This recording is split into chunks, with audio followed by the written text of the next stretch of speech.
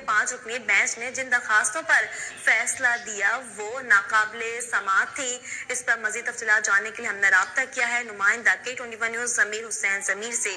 جی ضمیر، اپڈیٹ کیجیے۔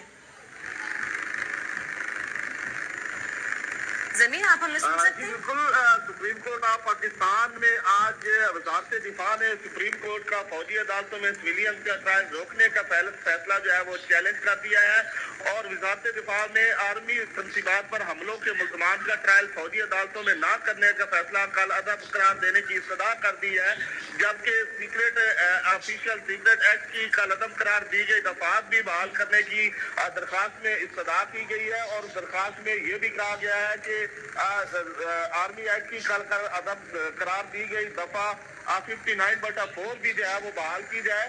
اس کے ساتھ ساتھ اپیلوں پر حتمی فیصلے تک فوجی عدالتوں میں ٹرائل روکنے کے خلاف حکم امتناع بھی جو ہے وہ جاری کیا جائے، یہ استدعا کی گئی ہے۔ اور اس کے ساتھ ساتھ وزارت دفاع کی جانب سے درخواست میں کہا گیا ہے کہ سپریم کورٹ کے 5 رکنی بینچ نے جو درخواستوں پر فیصلہ دیا وہ ناقابل سماعت تھی، تو آرمی ایکٹ اور آفیشیل سیکرٹ ایکٹ کے دفعات کالعدم ہونے سے ملک کو جو ہے وہ ناقابل تعافی نقصان ہوگا، یہ استدعا کی گئی ہے۔ اور آج باقاعدہ طور پر جو سپریم کورٹ آف پاکستان میں یہ درخواست جو ہے وزارت دفاع کی جانب سے فوجی عدالتوں میں سویلینز کا ٹرائل روکنے کا فیصلہ چیلنج کر دیا گیا، درخواست دائر کر دی گئی ہے۔ جی، تفصیلات کے لیے شکریہ ضمیر حسین ضمیر۔ آرمی ایکٹ اور آفیشیل سیکرٹ ایکٹ کے دفعات کالعدم ہونے سے ملک کو ناقابل تلافی نقصان ہوگا۔